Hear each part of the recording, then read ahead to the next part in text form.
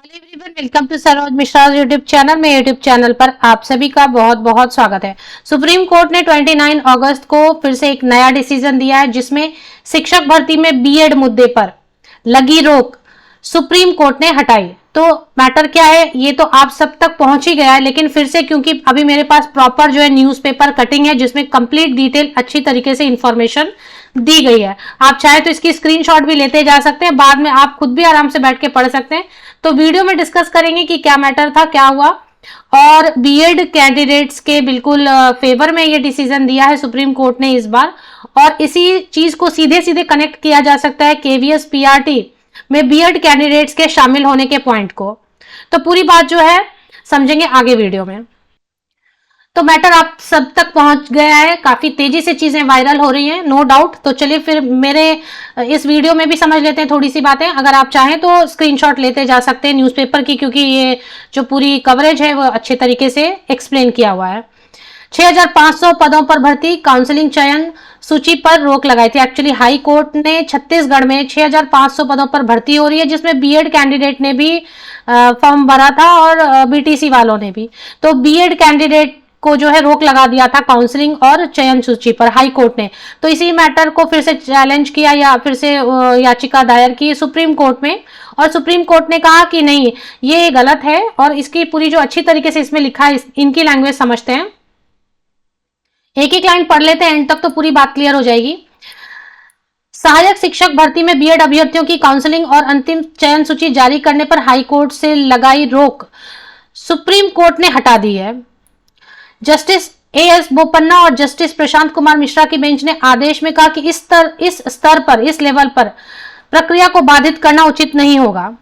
हालांकि supreme court ने कहा कि इसके तहत होने वाली नियुक्तियां लगाई गई याचिका के फैसले के विचाराधीन होंगी, लेकिन अभी जो तत्काल लगाया गया है इस पर रोक, उसको हटा दिया जाए और काउंसलिंग और चयन प्रक्रिया में बीएड अभ्यर्थियों को भी शामिल किया जाए। तो इसके बाद क्या लिखा है ये भी देख लेते हैं। विज्ञापन कब आए थे, इन बातों से भी क्लियर होगी चीजें।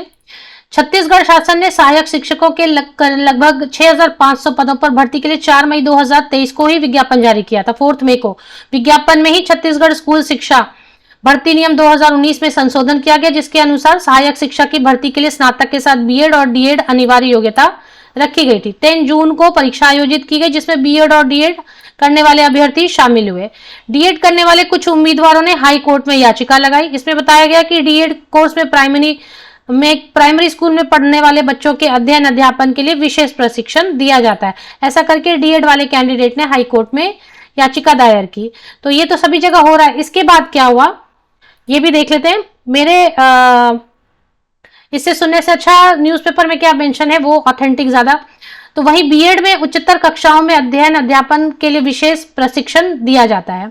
बताया गया, हाल ही में सुप्रीम कोर्ट ने एक मामले में दिए गए निर्णय में कहा कि कक्षा 1 से 5 तक की कक्षाओं के लिए बीएड करने वाले अभ्यर्थी पात्र नहीं होंगे। वो तो हम सभी जानते हैं, लेकिन अभी फिलहाल जो हुआ उसमें क्या हुआ। सुप्रीम कोर्ट ने अंतरिम आदेश में कहा कि भर्ती प्रक्रिया चल रही थी जो 21 अगस्त के आदेश से बाधित हो गई है। इस स्तर पर भर्ती प्रक्रिया को बाधित करना उचित नहीं होगा। मतलब छत्तीसगढ़ वाला मैटर कि अभी आप चयन सूची जारी करना या फिर काउंसलिंग करना, इसको नहीं रोक सकते हैं। सुप्रीम कोर्ट ने हाई कोर्ट द्वारा 21 अगस्त को दिए गए आदेश पर रोक लगा दी है। साथ ही स्पष्ट किया है कि इस प्रक्रिया के तहत की गई नियुक्तियां हाई कोर्ट द्वारा याचिका पर दिए जाने वाले फैसले के अधीन होंगी, बट अभी इस लेवल पर रोका नहीं जाना है। तो ये अच्छी खबर निकल कर आ रही है। अगर यही सेम चीज आप केवीएस पीआरटी के मामले में भी कनेक्ट कर सकते हैं। केवीएस पीआरटी का जो डायरेक्ट रिक्रूटमेंट के एग्जाम हुए, उसके एडवर्टीजमेंट विज्ञापन तो काफी पहले आए थे, 2022 में ही आए थे। अभी डिसीजन जो है सुप्रीम कोर्ट ने जारी किया कि बीएड को नहीं अलाउ करना है, एलिजिबल नहीं है पीआरटी के लिए। ये डिसीजन तो अभी आया 2023 में अगस्त में, और जबकि पूरा जो प्रोसेस है एग्जाम वगैरह एडवर्टीजमेंट निकालना पीआरटी का, ये सारा तो हो चुका है 2022 में, 2022 में ही हो चुका है।